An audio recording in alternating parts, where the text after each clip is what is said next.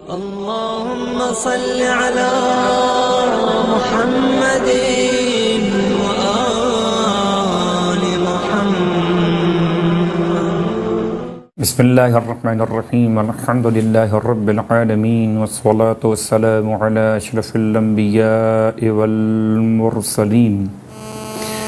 सामीन हाज़िन गिरामी क़द्र, जुम्मतुल मुबारक के उन्वान पर हमारी गुफ्तगू आपकी खिदमत में। जुम्मतुल मुबारक सूरह मुबारक अल जुमुआ में मालिक दो जहाँ का ये ऐलान कि या अय्युहल्लज़ीना आमनू, ए साहिबान ईमान, जब तुम्हें आवाज़ दी जाए नमाज जुमा के लिए तो तुम्हें चाहिए कि अल्लाह के ज़िक्र की तरफ जल्दी करो और अपने कारोबार को छोड़कर नमाज के लिए पहुँचो। ये तुम्हारे लिए बहुत बेहतर है अगर तुम इसको जान रहे हो। जुमे की नमाज की अहमियत तारीख़ी एतबार से, फ़िक़ही मसाइल के एतबार से यकीनन एक ऐसी मुसल्लम हकीकत है जिससे इनकार मुमकिन नहीं।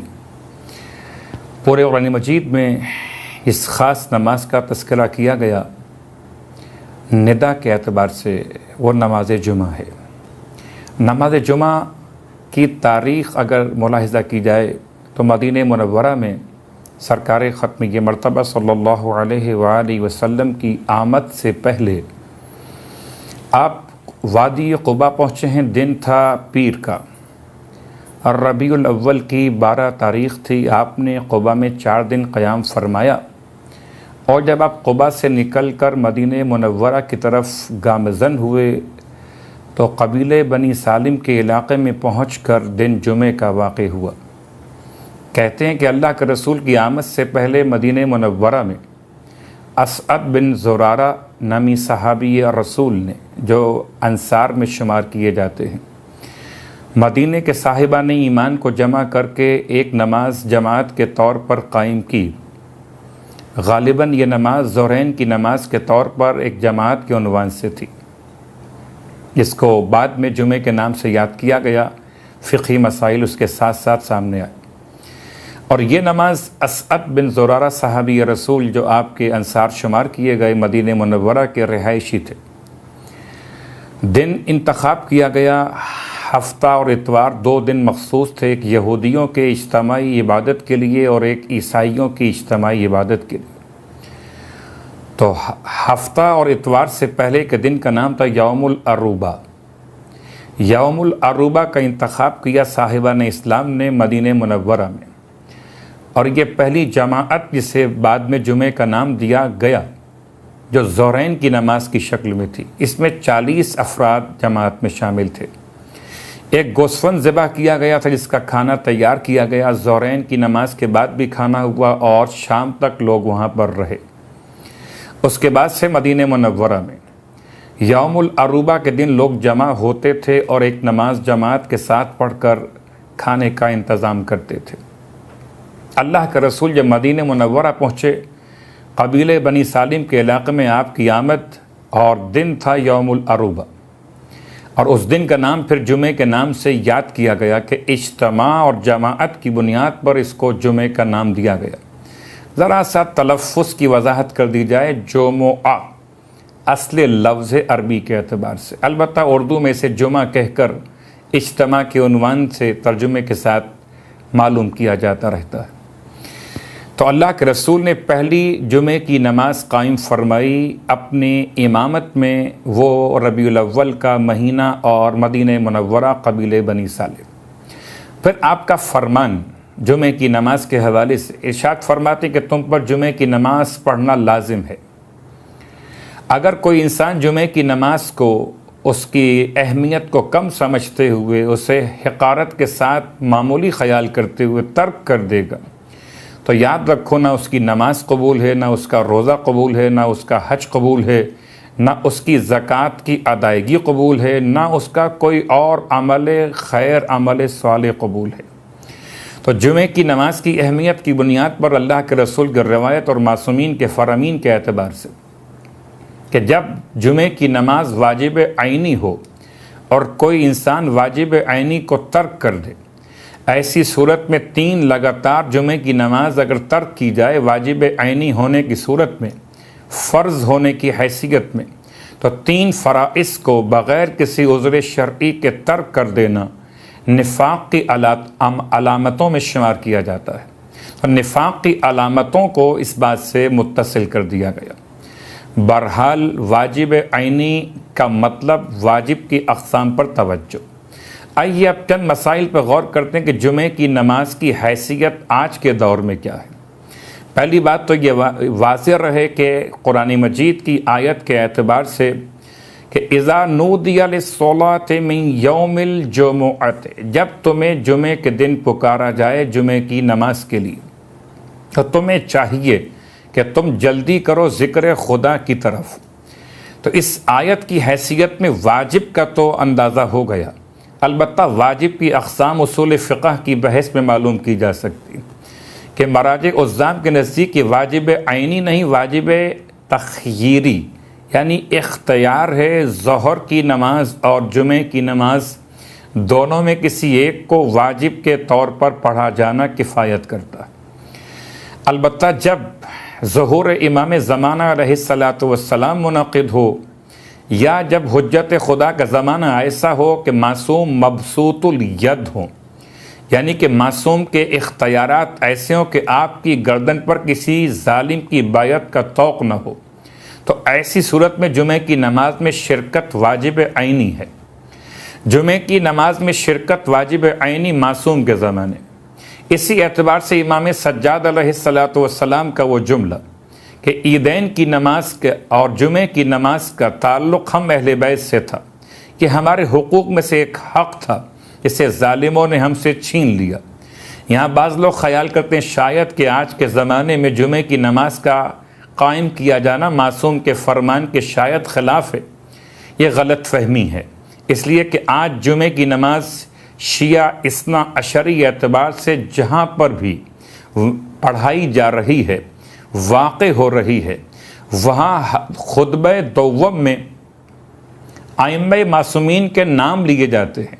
तो असलन जुमा कोई पढ़ाता हो मगर जुमा है आले मोहम्मद के लिए। तो इस एतबार से इत्मीनान रखें तमाम तर साहिबान ईमान कि जुमे की नमाज में शिरकत करके वो असलन मासूमीन अलैहिमुस्सलातु वस्सलाम के पैगाम को आगे बढ़ाने का ज़रिया बन रहे हैं। अगर इसकी अहमियत पर गौर किया जाए तो 3 मरहले हैं। एक जमाअत रोज़ाना की पंजगाना नमाज़ों में, एक हज का इज्तिमा साल में 1 मरतबा, एक हफ्ते में 1 इज्तिमा जुमे के नाम से। इन तीनों में लफ्ज़ इज्तिमा और जमाअत का मसला।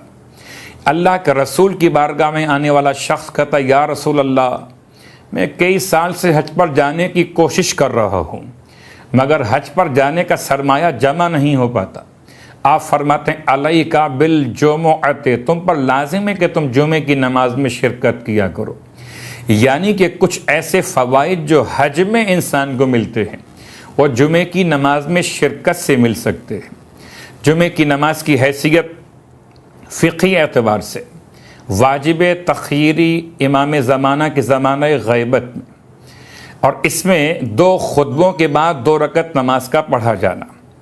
रह गया मसला कि इंसान जुमे की नमाज को किस नीयत से पढ़े। तो जुमे की नमाज को अगर तमाम शराइत मौजूद हों, शराइत से मुराद ये कि वक्त अव्वल ज़वाल उर्फ़ी, बाज़ मराज उज़्ज़ाम के नज़दीक मखसूस है अव्वल ज़वाल उर्फ़ी, बाज़ उसको वक्त इम्तिदाद भी बयान करते हैं कि ये वक्त आगे बढ़ सकता है, यहाँ तक कि किसी शाख़िस का साया उसके बराबर हो जाए या कदम के एतबार से 2 कदम साया आगे बढ़ जाए, अगर 7 कदम कुल शाख़िस का पूरा तूलानी उन्वान करार दिया जाए कि 7 में से 2 हिस्से मुकम्मल हो जाए। तो ये नमाज के औकात के एतबार से इख्तलाफ के नमाज जुमा का असले वक्त, लेकिन अगर अव्वल ज़वाल उर्फ़ी पर नमाज जुमा कायम हो रही है, फासला मोतबर कि शरीयत चाहती है कि 2 मकामात पर जुमा कायम हो मगर ऐसे कि दोनों के दरमियान 1 फ़रसख़ से कम का फ़ासला न हो। फ़रसख़ कहीं इस्तेमाल हुआ, कहीं 3 मील के लफ्ज़ को महाराज उज़्ज़ाम ने इस्तेमाल किया फतावा में, और इनका खुलासा तकरीबन 5.5 किलोमीटर का फासला शर्त करार पाया दो ऐसे मकामात के दरमियान के जिन पर जुमे की नमाज कायम की जा रही हो। तो जुमे की नमाज के हवाले से एक फासला शर्त, एक दो खुतबों का होना शर्त, एक वक्त का दाखिल होना शर्त, उसके साथ साथ एक शर्त और, वो शर्त ये कि कम अज़ कम 5 अफराद, बाज़ महाराज उज़्ज़ाम ने 5 पर इक्तफ़ा किया कि एक उनमें इमाम जुमा ख़तीब हो, बाकी 4 नमाजी ऐसे हों कि जिन पर जुमा पढ़ना किफ़ायत करता हो, यानी मर्द हों, आज़ाद हों, आकिल हों, बालिग हों, और इस तरह साहिबान ईमान जमा होकर जुमे की नमाज कायम कर रहे हो। बाज़ महाराज उज़्ज़ाम 7 अफराद को बयान करते हैं कि अगर 7 अफराद जमा हो जाते हैं तो जुमे की नमाज का क़याम इंसान के लिए किफ़ायत करेगा ज़ोहर की नमाज के अदायगी में। तो 7 और 5, 7 अफराद जमा हो जाएं इमाम जमात के समय तो 5 खुद ब खुद शामिल हो जाते। तो हम इस अंदाज से बात को समझते हैं कि आज बहरहाल किसी भी जुमे की नमाज में इतने कम लोग नहीं होते कि हम 5 और 7 की बात को मुकम्मल समझें कि शायद के हुए कि नहीं हुए। हाँ, अगर पहली नमाज यौमुल अरूबा के दिन वाक़ई हुई थी, उसमें अगर 40 लोग हो सकते तो आज किसी भी नमाज जुमा में 7 से तो ज़्यादा ही अफराद मौजूद होते।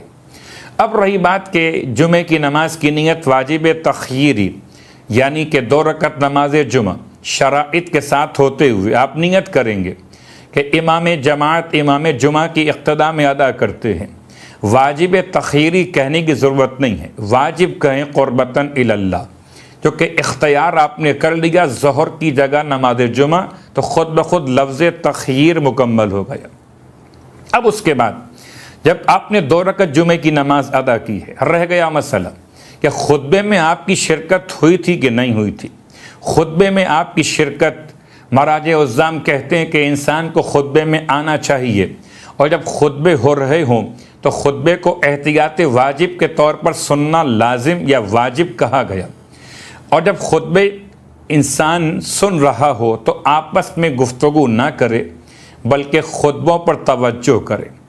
खुतबे के दौरान नमाज पढ़ने की इजाज़त इस तरह से नहीं है कि अगर नमाज पढ़ना खुतबों के सुनने के मनाफी हो तो इस नमाज के इजाज़त नहीं दी गई, या अल्फाज आयतुल्लाहुल उज़्मा आग़ाए सिस्तानी के इस्तफ़्ताआत के हवाले से कि अगर आप कोई वाजिब या मुस्तहब नमाज दौरान खुतबात जुमा अंजाम दे रहे हैं या नमाज पढ़ रहे हैं और ये नमाज का पढ़ना खुतबों के सुनने के मनाफी हो जाए तो फिर जायज़ नहीं है आपका इस नमाज को अदा करना।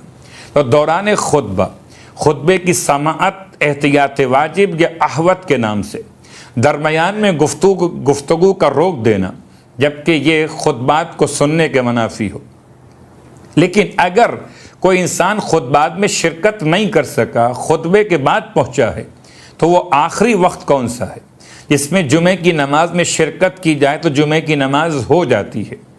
उसके लिए महाराज उज़्ज़ाम कहते हैं कि अगर 1 रकअत भी जुमे की नमाज की 2 रकअतों में से दर्क हो गए तो नमाज जुमा इंसान की अदा हो जाएगी। यानी रकअत दोव्वम में हालत क़याम में पहुँच गए या हालत रुकू में पहुँच गए। इमाम खुमैनी के अल्फाज के एतबार से अगर रुकू की हालत में भी पहुँच गए तो आपकी जुमे की नमाज शुमार की जाएगी, और 2 रकत 1 रकत जमात के साथ 1 रकत बाद में आपने फरादा अंदाज से मुकम्मल कर लेना है। और आग़ाए खोई और आग़ाए सिस्तानी फरमाते हैं कि हालत क़याम में आपको पहुँचना है, दूसरी रकत के हालत क़याम में। तो खुलासा कलाम ये कि खुतबे में पहुँच गए तो बहुत उम्दा, खुतबे सुनिए, अपनी नमाज को रोक दीजिए, अपनी गुफ्तगू को रोक दीजिए। खुतबे की समाअत एहतियात वाजिब के तौर पर सुनना लाजिम है। और उसके बाद फिर अगर आप ना पहुँच सके तो जुमे की नमाज में शिरकत की आखिरी हद दूसरी रकत का क़याम या रुकू की हद तक पहुँच जाना है, ताकि फिर 1 रकत फुरादा नमाज को मुकम्मल करके आप जुमे का सवाब ले सके। अगर कोई मुसाफिर जुमे की नमाज में शिरकत करता है तो क्या उसको ज़ोहर पढ़ना होगी? जवाब जी हाँ। अगर कोई मुसाफिर जुमे की नमाज में शिरकत करता है तो अपने मराजे उज़्ज़ाम की तक़लीद के एतबार से कि अगर जुमे की नमाज किफ़ायत करती है ज़ोहर की नमाज की, तो उसको ज़ोहर की नमाज की पढ़ने की ज़रूरत पेश नहीं आएगी। यानी कि मुसाफिर का वही मसला जो मुकीम का मसला है कि अगर मुसाफिर जुमे की नमाज पढ़ ले तो उस पर ज़ोहर की नमाज साक़ित होगी उसके मर्जे के फतावा के एतबार से। अगर कोई ख़ातून जुमे की नमाज में शिरकत करती हैं तो ख़ातून ने अगर जुमे की नमाज अदा कर ली है तो उनके लिए ज़ोहर की नमाज किफ़ायत करेगी, जबकि उनके मर्जे ने उनको ज़ोहर की नमाज के उन्वान से किफ़ायत का पैगाम दिया हो। लेकिन अगर सारे मुसाफिर ही जमा हो तो जुमे की नमाज कायम नहीं हो सकती, या सारी ख़वातीन ही जमा हो तो जुमे की नमाज नहीं हो सकती। ये मसला उस वक्त के लिए जबकि इस मुसाफिर के अलावा इतने मुकीम लोग मौजूद हों कि जुमे की नमाज उनके ज़रिए कायम हो रही हो, ख़ातून के अलावा इतने मर्द मौजूद हों कि उन मर्दों के ज़रिए जुमे की नमाज की फ़िगर अदद मुकम्मल हो रहा हो। उसके बाद अगर ख़ातून शिरकत करती हैं या मुसाफिर नमाज में आता और जुमे की नमाज को पढ़ता है शराइत के मुकम्मल होने के बाद, तो उस पर से ज़ोहर की नमाज साक़ित हो जाती है उनके मर्जे की फतावा के एतबार से। जैसे कि आयतुल्लाह ख़ुमैनी और आयतुल्लाह ख़ामनाई फरमाते हैं कि फिर नमाज जुमा पढ़ने वाले को चाहिए कि एहतियातन ज़ोहर की नमाज भी पढ़ ले। इमाम ख़ुमैनी और आयतुल्लाह ख़ामनाई के मुक़ल्लिदीन के अलावा आयतुल्लाह खोई और आयतुल्लाह सिस्तानी के मुक़ल्लिदीन के लिए अगर वो जुमे की नमाज वाजिब की नीयत से पढ़ लेते हैं शराइत के मुकम्मल होते हुए, तो उन पर से ज़ोहर की नमाज साक़ित हो जाती है। फिर उन्हें एहतियात के एतबार से ज़ोहर की नमाज पढ़ने की ज़रूरत नहीं रहती। इसके अलावा जब जुमे की अज़ान दी जा रही हो तो क्या ख़रीद व फ़रोख्त का मामला इंसान के इस अमल को बातिल कर देता है कि जुमे की अज़ान हो रही हो और ख़रीद व फ़रोख्त अंजाम दिया जा रहा हो? बाज़ मराजे उज़्ज़ाम कहते हैं कि अगर नमाज जुमा वाजिब ऐनी हो तो और अज़ान हो रही हो, ऐसे वक्त में ख़रीद व फ़रोख्त किया जाए तो ये ख़रीद व फ़रोख्त अंजाम दिया जाना ये हराम है, अलबत्ता मामला बातिल नहीं है। बाज़ दूसरे मराजे कहते हैं कि ये ना तो हराम है ना मामला बातिल है, अलबत्ता एहतराम करना चाहिए जुमे की अज़ान का कि इंसान ख़रीद व फ़रोख्त के मामलात को रोक दे। अगर किसी ऐसे शहर में इंसान पहुँचा है कि जहाँ इमाम जमात की अदालत को नहीं जानता और जुमे की नमाज के लिए इमाम जमात की शराइत लाजिम है जिनमें ख़ास शर्त अदालत है, ऐसे इलाक़े में पहुँचेगा जहाँ नहीं जानते तो कि इमाम जमात आदिल है कि नहीं, तो इसमें मसला वही आएगा कि अगर दूसरे मोमिनीन उस इमाम जमात की अदालत को मोतबर समझते हुए उसकी इक़्तिदा में जुमे की नमाज अदा कर रहे हों तो हुस्न ज़न की बुनियाद पर आने वाले मोमिन को भी जुमे में शिरकत कर लेनी चाहिए।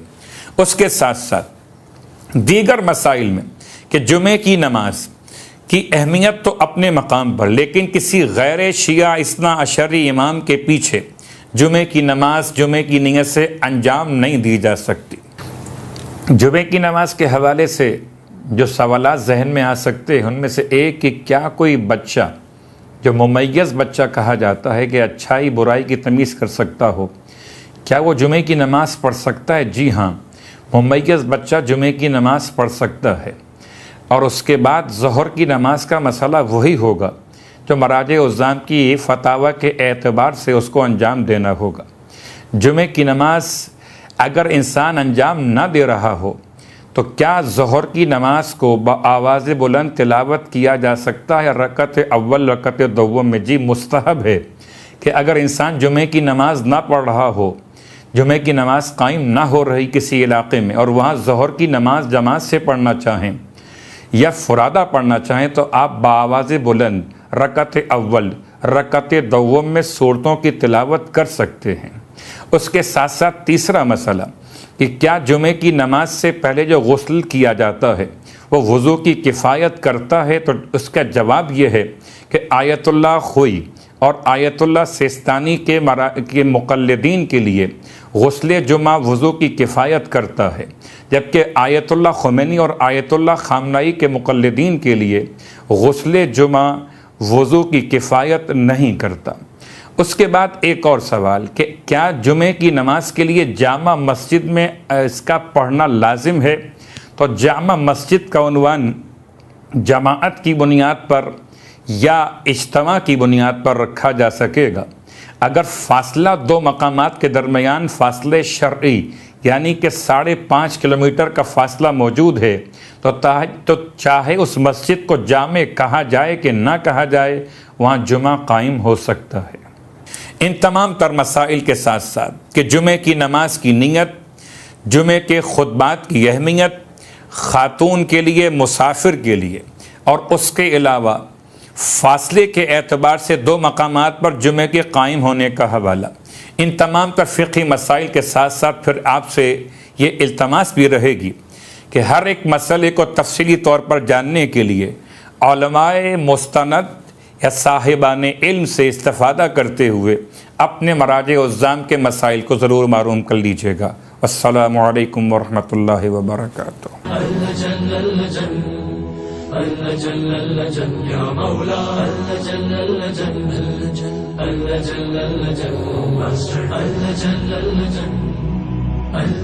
يا صاحب السماء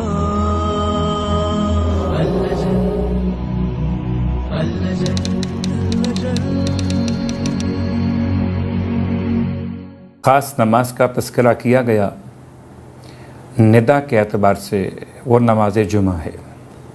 नमाज जुमा की तारीख़ अगर मुलाहिज़ा की जाए तो मदीने मुनव्वरा में सरकार ख़त्मी मर्तबा सल्लल्लाहु अलैहि वसल्लम की आमद से पहले आप वादी क़ुबा पहुँचे हैं। दिन था पीर का और रबीउल अव्वल की 12 तारीख़ थी। आपने क़ुबा में 4 दिन क़याम फरमाया और जब आप क़ुबा से निकल कर मदीने मुनव्वरा की तरफ गामज़न हुए तो कबीले बनी सालिम के इलाक़े या अय्युहल्लज़ीना आमनू, ए साहिबान ईमान, जब तुम्हें आवाज़ दी जाए नमाज जुमा के लिए तो तुम्हें चाहिए कि अल्लाह के ज़िक्र की तरफ जल्दी करो और अपने कारोबार को छोड़कर नमाज के लिए पहुँचो।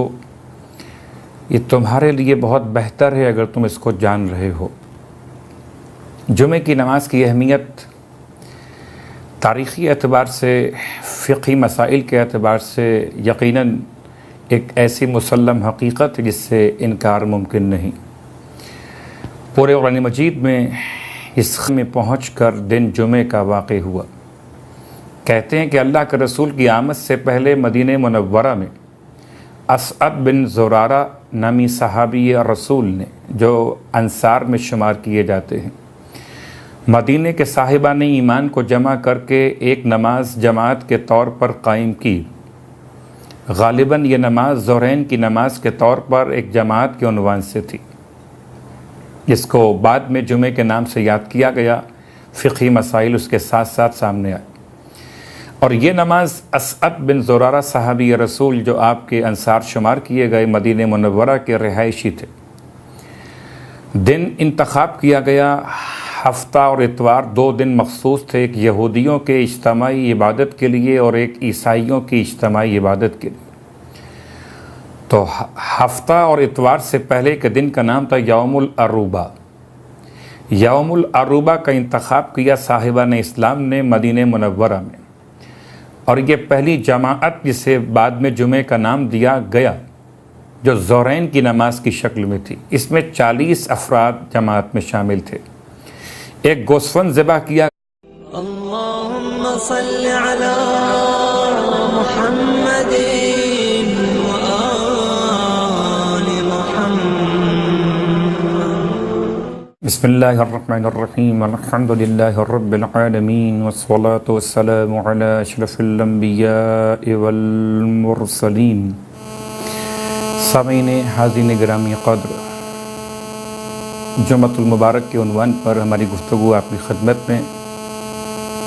जुम्मतुल मुबारक सूरह मुबारक अल जुमुआ में मालिक दो जहां का ये ऐलान